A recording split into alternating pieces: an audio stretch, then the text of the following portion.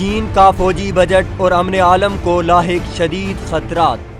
چین نے سال 2019 میں اپنی فوج پر کیے جانے والے اخراجات میں 7.5% کا اضافہ کر دیا ہے، جس سے چین کے حریف اور پڑوسی ایشیائی ممالک میں تشویش کی لہر دوڑ گئی ہے۔ حالیہ اضافے کے باوجود فوج پر گزشتہ برس اس سے زیادہ رقم خرچ کی گئی تھی، اور اس سال نسبتاً کم رقم خرچ کیے جانے کی وجہ چین کی سست ہوتی معیشت اور عالمی چیلنجز ہیں۔ چین کی جانب سے کیے گئے اس اضافے کے بعد حاصل ہونے والی رقم 20 لاکھ پیپلز لبریشن آرمی کے لیے جدید اسلحے، جنگی جہازوں، اسلحہ بارود اور مشینری کی خرید و فروخت پر خرچ کی جائے گی۔ رواں سال کے آغاز میں نیشنل پیپلز کانگریس کے سالانہ اجلاس میں پیش کی گئی رپورٹ کے مطابق 2019 میں چینی حکومت اپنے دفاع پر 1.77 ارب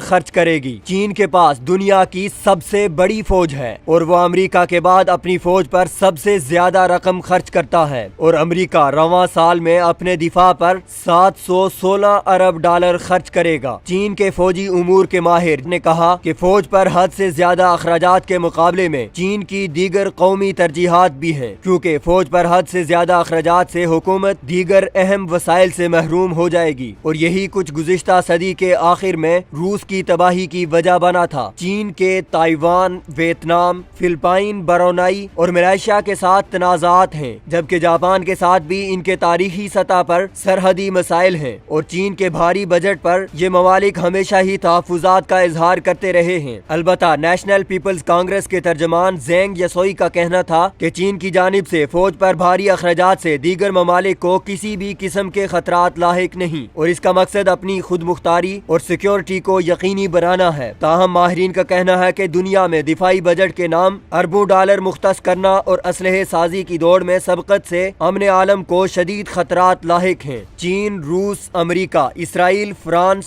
انڈیا اور دیگر ملکوں کی جانب سے اگر اسی طرح اربوں ڈالر سالانہ دفاعی بجٹ اسلحہ سازی اور خریداری میں صرف کیے جاتے رہے تو دنیا میں خوفناک جنگ بھڑک سکتی ہے، جو کائنات کے لیے تباہی کا باعث ہوگی۔ واضح رہے کہ چین اپنی فوج پر اخراجات کے اعتبار سے دنیا میں دوسرے نمبر پر ہے، جبکہ روس نے لگ بھگ 63 ارب ڈالر اور بھارت نے 57 ارب 90 کروڑ ارب ڈالر کی خطیر رقم خرچ کی۔